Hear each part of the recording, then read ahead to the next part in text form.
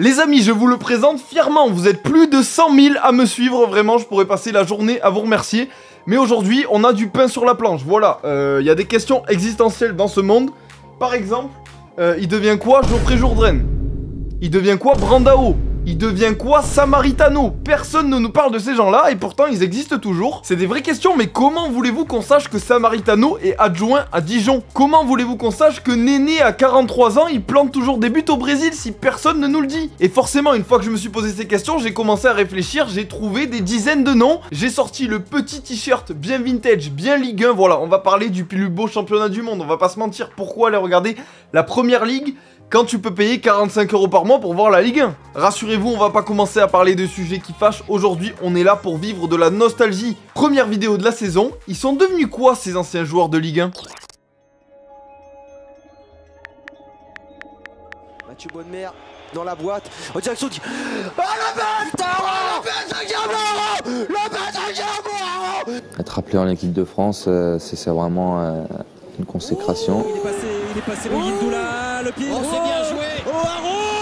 JS Saint-Pierroise, Le Havre, Guignon, Paris, Bordeaux. En termes de Tour de France, je peux vous le dire, Guillaume Haro, c'est infidèle. En tout, c'est quand même plus de 15 saisons sous des couleurs françaises, mais on va pas se mentir. Pour la plupart d'entre nous, le Guillaume Haro post-PSG, on l'a un peu perdu de vue. En 2013, il quitte la France pour la Chine pendant quelques mois, hein, le temps d'aller goûter un petit peu le projet sportif de l'autre côté de la planète, avant de revenir en France, au Girondins, où malheureusement ses performances ne lui permettent pas de continuer son aventure. Il décide alors de rejoindre un voisin, la Suisse, et pose ses valises aux Young Boys de Berne, où là, il va tout fracasser. 118 buts en 188 matchs chez les jaunes et noirs. Il fera ensuite 2 saisons du côté de Sion avant de retourner là où tout a commencé, sur son île natale à La Réunion, avant de jouer cette saison en 5ème division suisse. Officiellement, je crois qu'il est toujours pas à la retraite, mais voilà, on s'en rapproche de plus en plus. À 40 ans, il a eu une très belle carrière qui lui a quand même permis cet été de porter la flamme olympique. Mais si on regarde d'un peu plus près, il est toujours là. Consultant sur Canal+, sur Blue Sport, une chaîne suisse. Il continue quand même de suivre le foot de près, participe aussi à des événements associatifs, et c'est pas tout, il est aussi chanteur. 10 000 auditeurs par mois sur Spotify, c'est pas mal. Il avait commencé par un premier single, Paname, clamant son amour pour la capitale. Bonjour,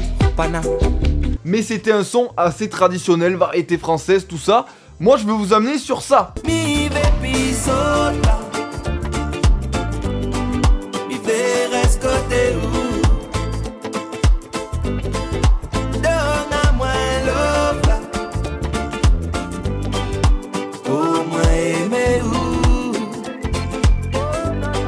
Son dernier son, il chante en créole dessus et la vérité, c'est une pépite. Je le cale normal dans ma voiture pour aller à la plage. Sinon, il y a aussi quelques sons comme Sans commentaire où on est quand même à 200 000 vues sur YouTube. Là, par contre, il nous la joue totalement lover, le Guillaume. Tu m'as piqué, baby. Ou encore Loco Loco où là, on est carrément à presque 8 millions de vues sur YouTube. Tout seul aussi, il est tout seul à Denazar, tout seul. Il ouais, avec Gervinho. S'il peut se retourner, Gervinho. Oh, qu'il est beau, voilà. Qu'il est magnifique. Gervinho. Ah là là, Gervinho, le crack du LOSC, le crack du Mans. 4 ans en Ligue 1, un titre de champion de France, puis un départ pour le grand Arsenal. Des cartes sur FIFA complètement cheatées, surtout quand il était à la Roma. Une cadre remportée avec la Côte d'Ivoire. Un sacré joueur qui aura quand même bien marqué la Ligue 1, mais en 2016, quand il part du côté de la Chine, on perd quand même un petit peu sa trace. Alors que fait Gervinho en 2024? De la pub pour de l'huile de moteur.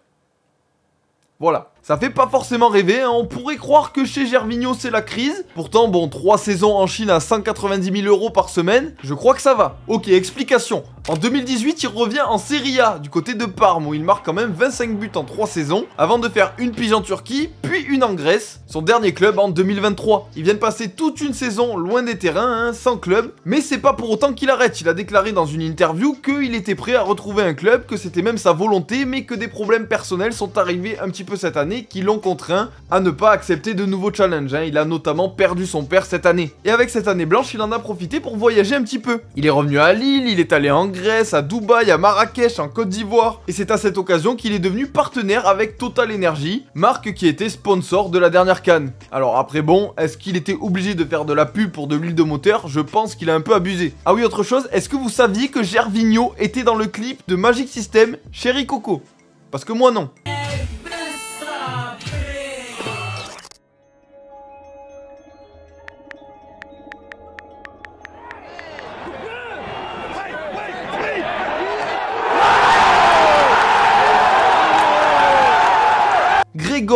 Krychowiak, l'homme qui a été formé à Bordeaux et qui a très bien connu la Ligue 1. À Reims, à Nantes, puis 2 années à Séville où il remporte 2 Ligues Europa sous Emery avant d'être transféré dans le même club que son entraîneur contre 27 millions d'euros au PSG. Sauf que voilà, dans la capitale il s'impose pas, il devient très vite indésirable. Il se fait prêter en Angleterre à West Brom, il se fait prêter au Lokomotiv Moscou qu'il achète automatiquement à l'été 2019. Et depuis, vu de France, on va pas se mentir, personne ne sait où il est. En jetant un coup d'œil rapide à ses réseaux, à première vue, on pourrait penser qu'il est plus du tout joueur de foot. Pourtant si, il est toujours là. Déjà, il a fait 2 saisons supplémentaires à Moscou. Il a tapé les 10 buts à chaque fois. On est loin de ses performances au PSG. Il a ensuite déménagé quelques kilomètres plus loin pour signer à Krasnodar. Puis s'est engagé à l'AEK Athènes, à Al-Shabaab et enfin au Abba Club en Arabie Saoudite. Ça c'était l'été dernier et donc cette saison, aux côtés d'un certain Karl Toko et Cambi, ils ont été relégués en 2e division saoudienne. Voilà, du coup il a 34 ans, il a plus de club et non, il n'a pas annoncé sa retraite, donc je pense qu'il cherche un nouveau challenge pour accompagner toutes ses autres occupations. Parce que footballeur pour lui maintenant c'est secondaire, hein. Le gars est devenu influenceur. Plus de 700 000 abonnés, il enchaîne les placements de produits, les voyages, il coche toutes les cases de l'influenceur. Et sa femme c'est pareil, hein. Elle aussi très suivie, s'est lancée récemment dans une activité de bodybuilding. Je sais pas s'ils ont fait le truc ensemble ou pas, en tout cas ils parlent tous les deux des produits, les produits de la marque Biogol.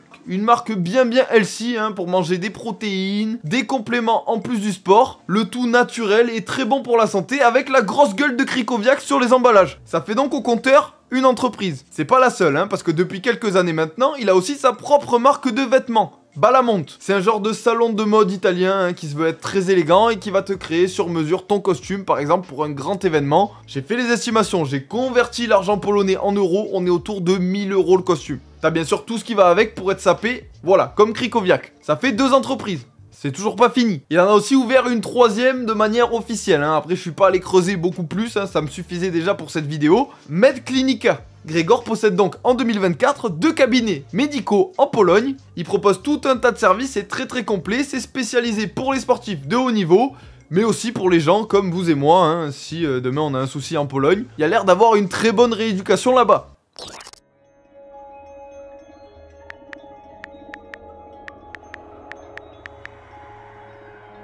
Avec Zlatan, Di Maria par-dessus vers Matuidi, ça c'est la classe, la remise de Matuidi.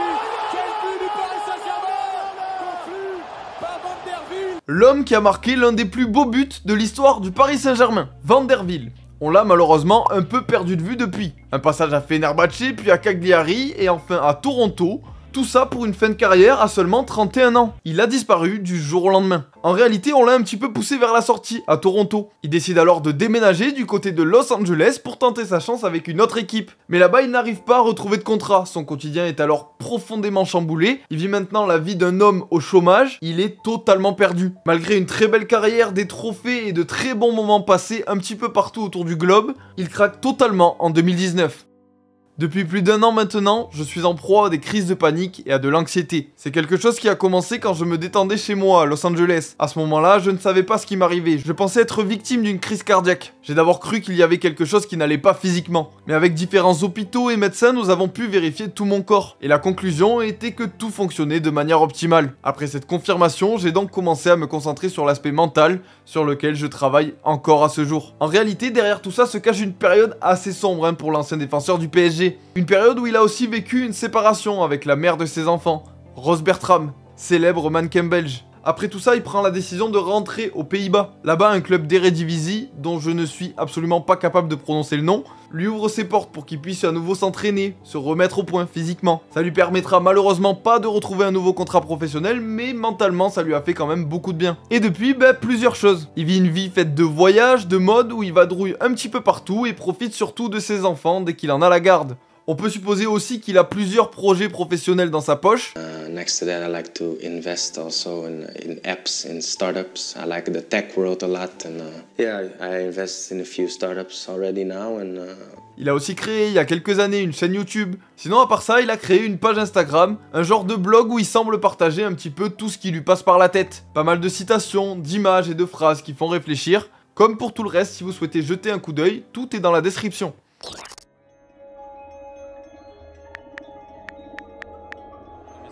poteau, ce corner, Thauvin qui frappe. NG, Marseille qui sur ce corner reprend l'avantage. Clinton NG, putain, on l'avait presque oublié. 3 saisons à l'OL, 3 saisons à l'OM. Le gars est totalement estampillé Ligue 1. Perso, pour ma part, mes 2 souvenirs de lui, c'est son action de malade mental contre le PSG, là où il finit en 6 mètres, mais pourtant on s'est tous levés du canapé, et son extérieur du pied en finale de l'Europa League qui a atterri en touche. Mais que fait Clinton NG en 2024? Vraie question. En 2018, déjà, il doit quitter l'OM, mais il foire complètement sa visite médicale du côté du Sporting. Il reste une saison de plus aux côtés de Rudy Garcia à Marseille, puis signe libre au Dynamo Moscou.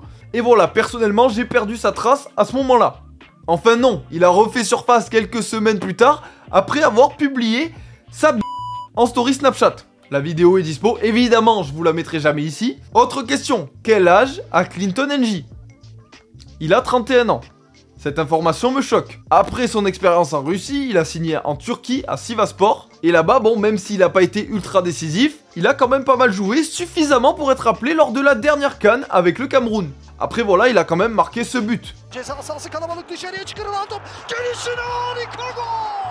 Son contrat s'est terminé le 30 juin et à l'heure où je tourne cette vidéo le 21 août, il a toujours pas trouvé de club.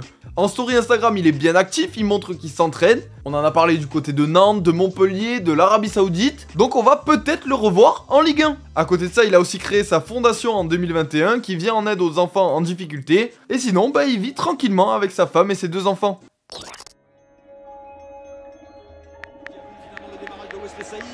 Saïd peut-être, et c'est Kim Pembe avec l'arrivée ensuite.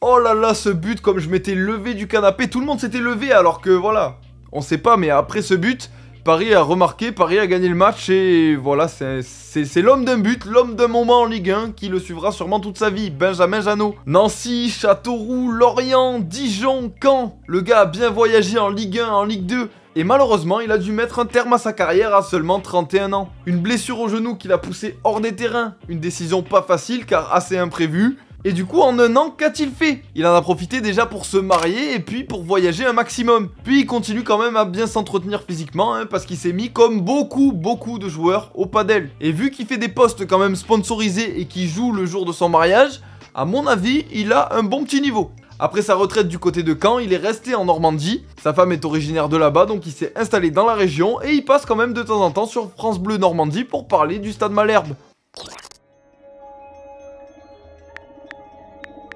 Gourcuff, le jeu en triangle bordelais. Gourcuff, Chama qui se retourne, ça c'est bien fait, encore le 1-2, c'est magnifique, c'est superbe.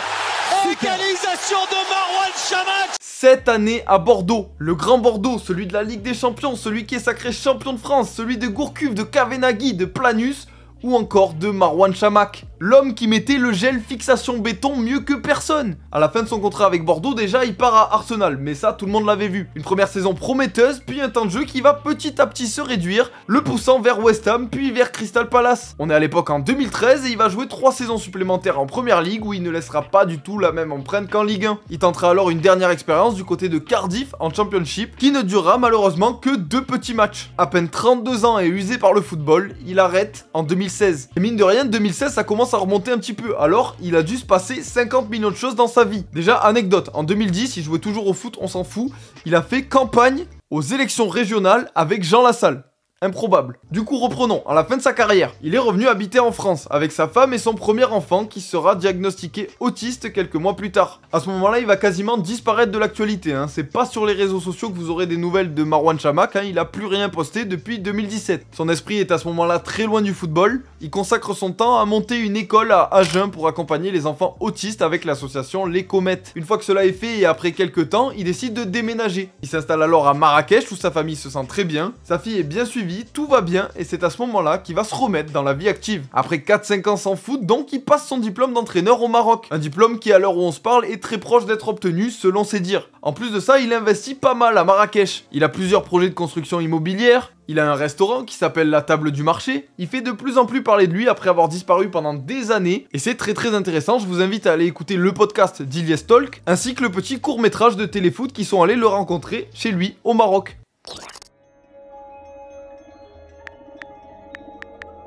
Centre la vers Doladrou, la tête de Poulain, qui dégage ce ballon de l'épaule.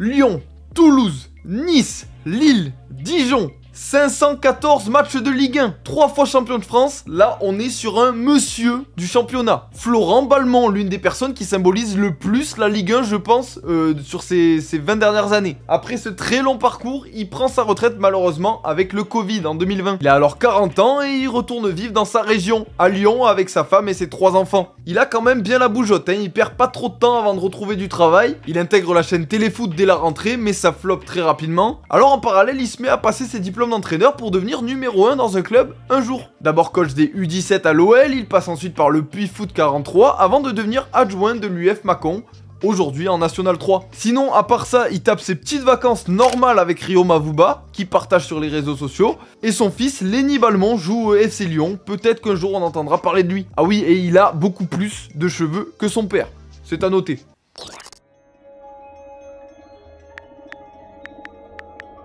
Centre de Thomer maintenant, renvoyé par Kallström, ça revient sur Pagis. Frappe de Pagis. Une production. Il a vu Ribéry, la frappe de Pagis.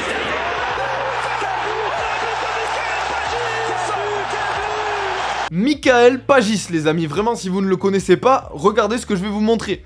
C'est l'un des joueurs les plus sous-cotés de l'histoire du championnat de France. Et pourtant, la magie qu'il avait dans les pieds, il a diffusé un petit peu partout sur le territoire. À Laval, à Ajaccio, à Nîmes, à Sochaux, à Strasbourg, à Marseille, à Rennes. Il est parti des divisions les plus basses pour arriver en Ligue 1. Et notre Pagis national, il a aujourd'hui 51 ans. Le temps passe très vite. Sa fin de carrière, elle remonte à l'été 2010.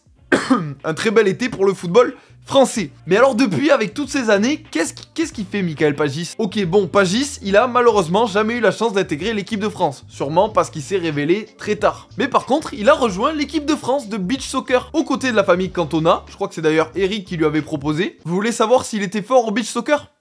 MDR. Avec Pagis, le lob, le 6e but. Il continue donc de jouer avec un ballon, il est très heureux comme ça, et en parallèle de tout ça, il prépare son diplôme d'entraîneur. Il signe un contrat d'1 an avec le Stade Rennais sur la saison 2012-2013, au poste de préparateur de la réserve, puis repassera par Rennes entre 2019 et 2022 où il sera entraîneur des attaquants à l'académie. Mais sa principale activité, elle nous arrive en 2015. Après avoir été le capitaine de l'équipe de France de beach soccer, il décide de créer la Pagis Beach Academy. Ça se passe dans la région rennaise et ça fait 9 ans aujourd'hui qu'il anime des stages pour les enfants pour promouvoir cette discipline assez sous-cotée. Alors lui ne donne pas trop de nouvelles, il a dû accorder 1 ou 2 interviews depuis. Mais par contre, il y a bien un compte Instagram de la Pagis Beach Academy, géré par sa fille, qui est souvent mis à jour et on voit Michael à l'œuvre. Perso, j'ai jamais joué au beach soccer, mais j'ai beaucoup trop envie d'y aller. Et puis à part ça, si vous suivez bien le FC Lorient depuis quelques temps, vous aurez remarqué un certain Pablo Pagis, attaquant, 21 ans et professionnel. Il vient de sortir de 6 mois à Laval sur les traces de son père où il a marqué 4 buts en Ligue 2. À voir cette saison ce que ça va donner chez les Merlus. En tout cas, si jamais il a la classe de son père, c'est gagné.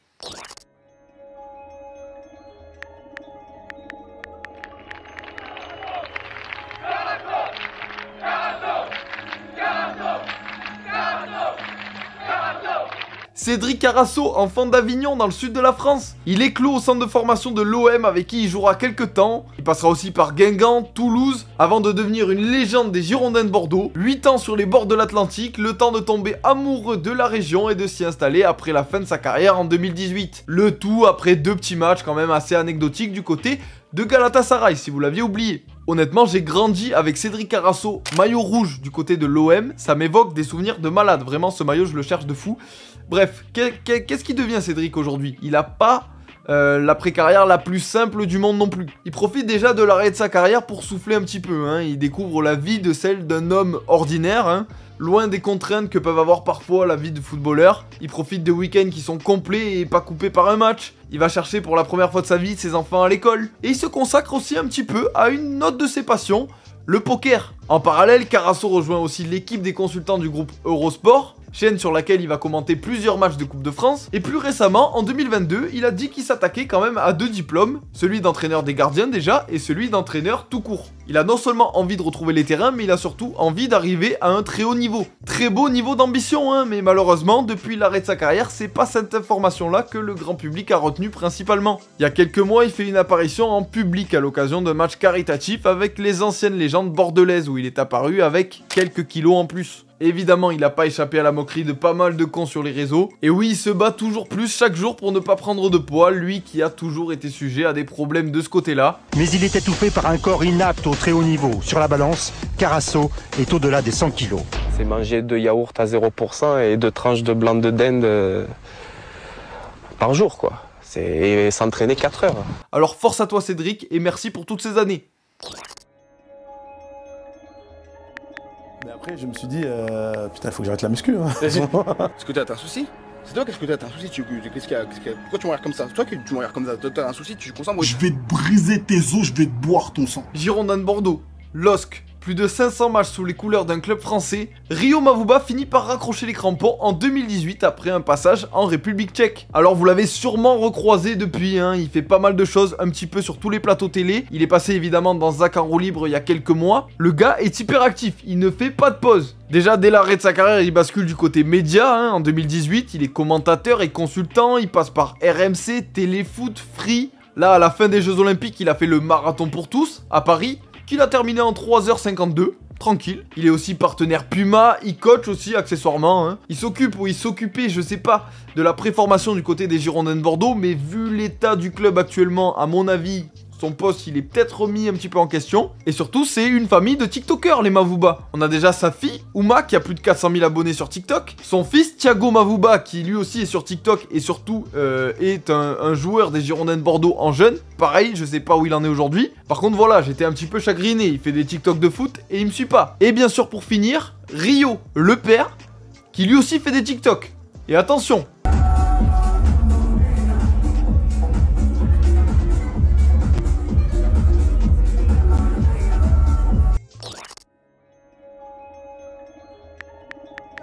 Chérou côté gauche qui se retourne pour centrer vers Brandao qui veut contourner, qui va marquer.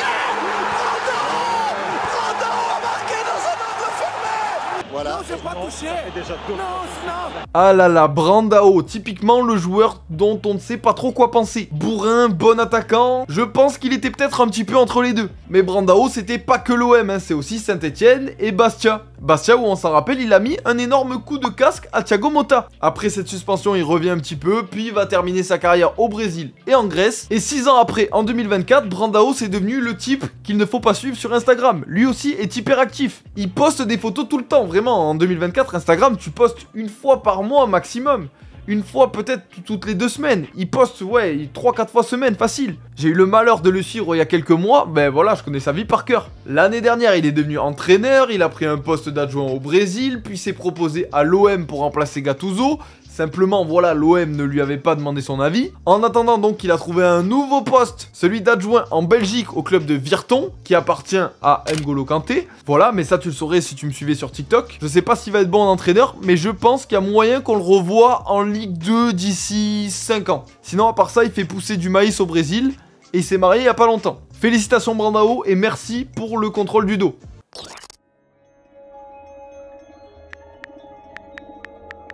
On a dit qu'on parlait pas de but pour l'instant, hein. On en parlera peut-être après, mais est-ce qu'on peut parler d'un match raté côté Montpellierin? Match à la merde. Là aussi, pour être dans l'emblématique Ligue 1, est-ce que le nom de Geoffrey Jourdain, ça vous évoque pas tellement de souvenirs? Des répliques cultes qui l'ont souvent fait passer pour un gogol, on va pas se mentir. C'est trop nul. Putain, j'étais trop nul. Après, ils ont pris ce carton rouge qui nous a facilité un peu les choses. Ouais, je suis blessé, ouais. Ouais, j'ai mal. C'est bon, tu t'affiches, frère.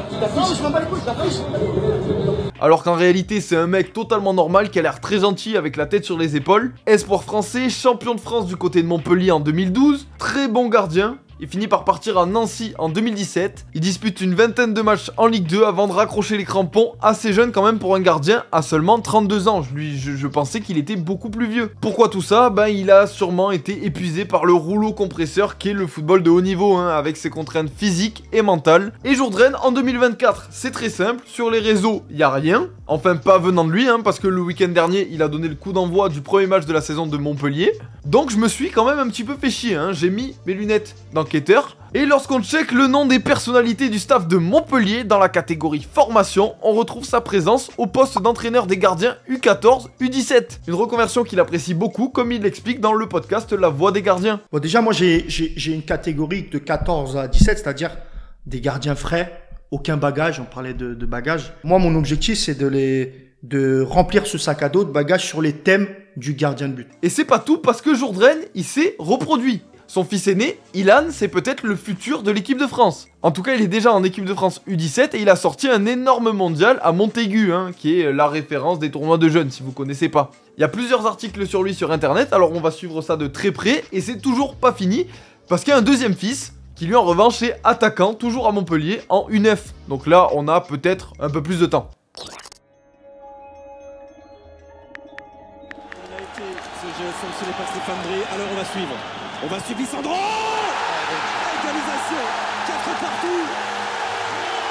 Lisandro fucking Lopez, 82 buts en Ligue 1 en l'espace de 4 saisons, de quoi laisser un souvenir chez les Lyonnais et même dans toute la Ligue 1. On va pas se mentir, ce nom il résonne encore dans nos esprits. Avec le son de la voix bien sûr de Grégoire Margoton sur Canal+ un dimanche soir.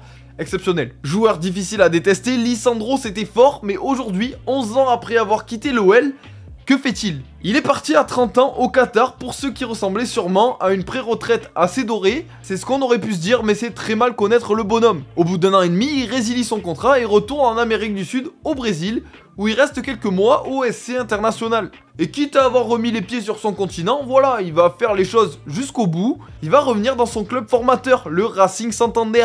À 35 ans, il va porter son club et aller décrocher le titre tant attendu, avec en prime un doublé face à Boca Juniors, le titre de meilleur buteur du championnat et celui de meilleur joueur, histoire de rentrer encore un peu plus dans la légende. Une fois que tout ça a été fait, il aurait pu arrêter le jeu. Non, il trouve un nouveau défi aux États-Unis en 2021 à Atlanta, mais à cause du décès de son père, voilà, il doit mettre un terme à son contrat quelques mois plus tard. Toujours pas question d'arrêter, il est une nouvelle fois de retour au Racing. Une ultime saison où il marquera 4 buts histoire de partir pour de bon en icône, voilà, il a un tifo à son nom. 38 ans, mais c'est toujours pas l'heure. Aujourd'hui, ça fait bientôt 3 ans qu'il joue pour Sarmiento, toujours en première division argentine, où il a encore un petit peu de temps de jeu, en plus de son rôle de cadre dans le vestiaire, qui ne l'empêche pas de marquer de temps en temps. Attention, que de cabeza tocaron la pelota para Licha.